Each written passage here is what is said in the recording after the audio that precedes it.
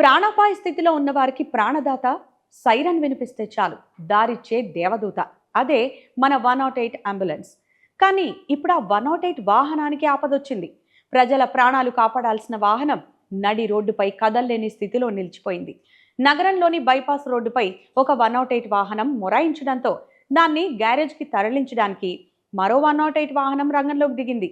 ఇనుప గొలుసుల సాయంతో ఒక అంబులెన్స్ మరో అంబులెన్స్ను ఈడ్చుకెళ్తున్న దృశ్యం చూసి నెటిజన్లు షాక్ అవుతున్నారు. ఈ దృశ్యాన్ని కొందరు వీడియో తీసి సోషల్ మీడియాలో పెట్టడంతో అది కాస్త వైరల్ అయింది. అయ్యో పాపం 108కే ఆపదొచ్చిందా అంటూ నెటిజన్లు అధికారులపై విమర్శలు గుప్పిస్తున్నారు. సరైన సమయంలో మరమ్మతులు చేయించకపోవడం వల్లే ఇలాంటి దైన్య స్థితి ఏర్పడిందని మండిపడుతున్నారు.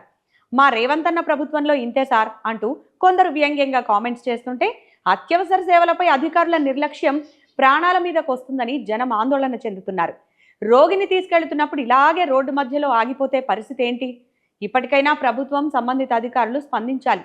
తుప్పుపట్టిన గొలుసులతో కాకుండా పక్కాగా మరమ్మతులు చేయించి 108 వాహనాలను సిద్ధం చేయాలని ప్రజలు కోరుకుంటున్నారు.